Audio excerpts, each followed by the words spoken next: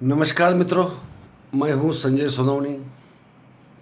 हमारे मित्र मनोहर भटकर वशिष्ठ जी ने एक बहुत अच्छा सवाल किया है बोली भाषाओं के बारे में।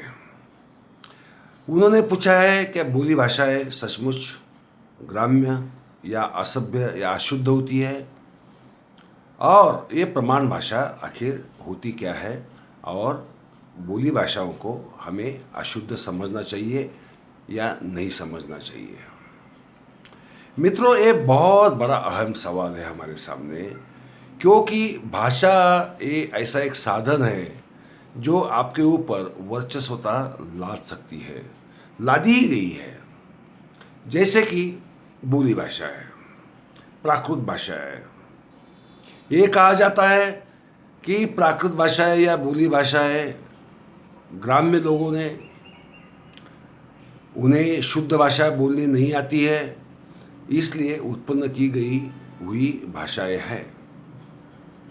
प्रमाण भाषाएं इलाही क्लास, सभ्य समाज, उच्चभ्रू समाज, अभिजन वर्ग, वैदिक वर्ग, उनकी भाषा है।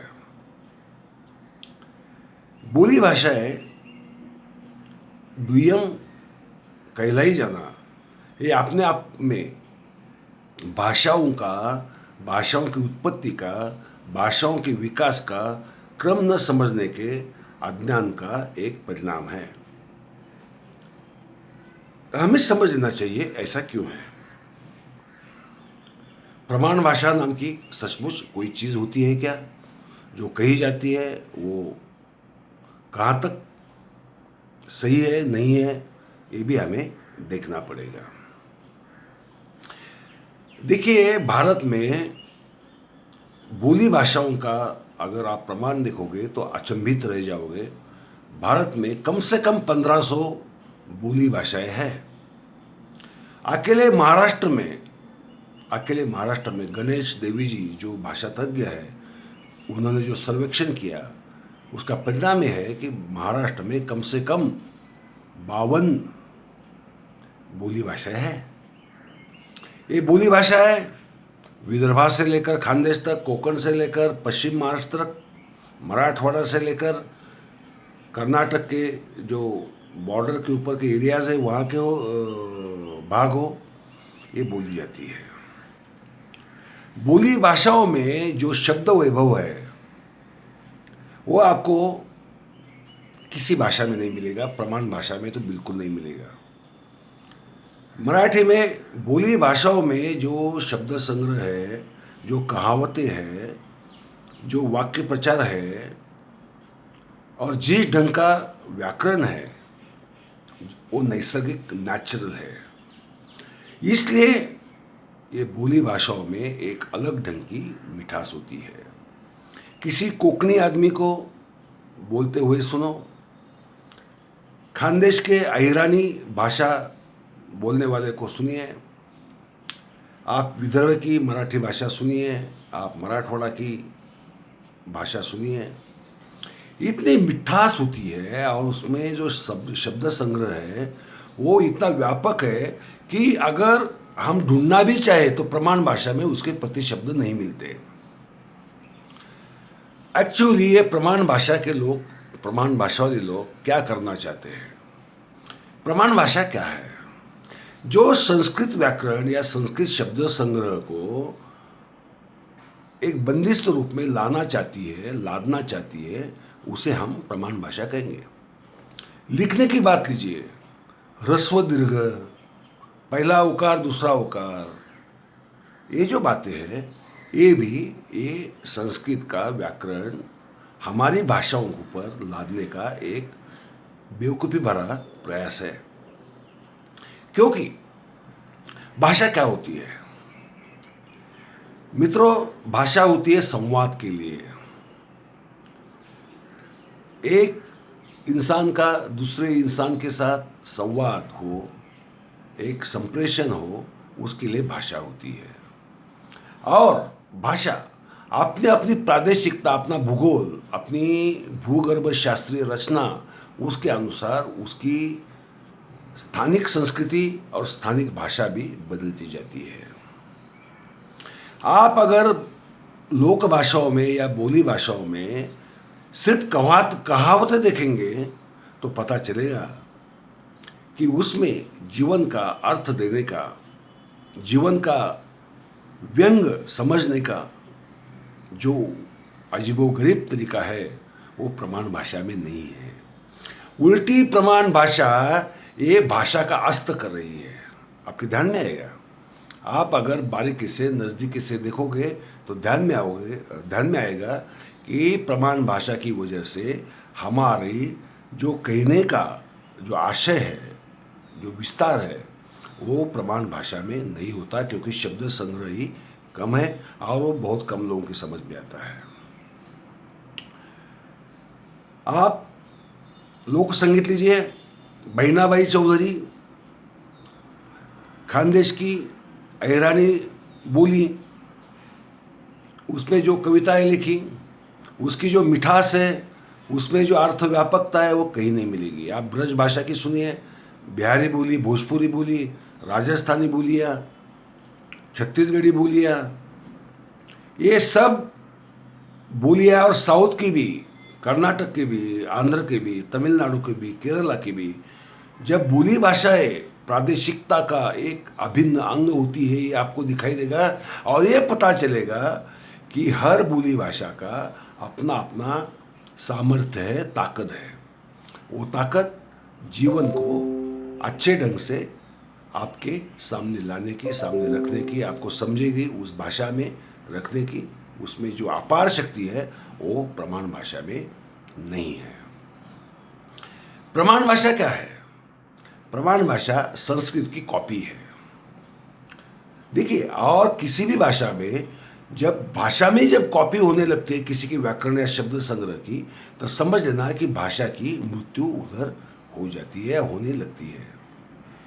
हमने ये समझकर बोली भाषाओं को छोड़ दिया लगभग। हमें शर्म आती है, शहर में हम हमारे गांव की बोली बोलने लगते हैं या कहावतें कहने लगते हैं, हमें शर्म आती है। हमें लगता है कि हम कुछ तो ग्राम्य हैं, अनपढ़ है, गंवार है, और हम हमारी भाषा के बजाय धीरे धीरे ये चेष्टा करते हैं कि ये प्रमाण भाषा को, शहर की भाषा को सीखो और उसी भाषा में, उसी अंदाज में बात करो। मगर मुझे पता है, मैं भी गांव से आया हूँ,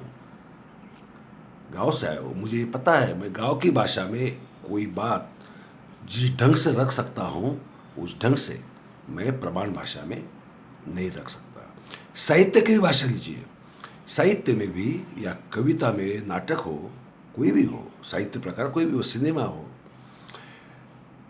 जो लहजा होता है, जो शब्द संग्रह होता है, उसे उच्चारण की एक पद्धति होती है। वो पद्धति अपने अपने भूभाग में अपने अपने ढंग से वो विकसित होती रहती है, और उसे हमने विकसित करना चाहिए। वो करने के बजाय हम ये बोली भाषाओं को छोड़कर हम ये प्रमाण भाषा की तरफ दौड़ने लगते हैं। तो देखिए, आप जो साहित्य की प्रमाण भाषा हिंदी जो है, साहित्य की मैं बात कर रहा हूँ, वो बहुत बहुत कठिन है, समझने भी कठिन है। उसका आशय, विषय की गहराई में उतरने की जब बात आती है, भावनाओं के तल पर पहुंचने की जब बात आती है, तो हमें पता चलता है कि साहित्य की जो हिंदी भाषा है वो सही भाषा नहीं है। मगर जब अमृता प्रीतम पंजाबी हिंदी में लिखती है या प्रेमचंद यूपी की हिंदी में लिखते हैं, ध्यान में लीजिए आप, तो उनका साहित्य अपनी चरम सीमा तक पहुंच जाता है। जो मानव की अंदरूनी जो भावना है उसके तल तक वो जा सकते हैं। जरूरी क्या है? हमने बोली भाषाओं को जतन करना चाहिए, उसका शब्द संग्रह जतन करना चाहिए। कई शब्द हम भूले जा रहे हैं क्योंकि इस्तेमाल में नहीं है। अभी हम भूले जा रहे हैं, कहावतें भूले जा रहे हैं, हम गाँव को ही भूले जा रहे हैं। हम हमारी जो स्थानिक भूगर्भ शास्त्र की वजह से निर्माण हुई जो एक विशेष संस्कृति है, वो खान पान की संस्कृति हो, धर्म की संस्कृति हो, मंदिर की आचार विचार की संस्कृति हो, उसे भूले जा रहे हैं। और ये प्रमाण भाषा के चक्कर में हम भाषा को ही, भाषा की ही हत्या किए जा रहे हैं। और भाषा की जब तक हम हत्या करते रहेंगे तब तक, सच कहता हूँ आपको, आप अपनी आपकी हत्या करते रहोगे, अपनी संस्कृति की हत्या करते रहोगे। और जो जमीन से हम जुड़े हुए हैं, वो जमीन से हम दूर दूर जाते रहेंगे। और एक दिन ऐसा आएगा, जमीन हमसे अभी तो काफ़ी छूटी गई है, पूरी तरह से छूट जाएगी, हमारी भाषा छूट जाएगी। ये बोली भाषाएं ध्यान में रखिए, ये हमारा वैभव है।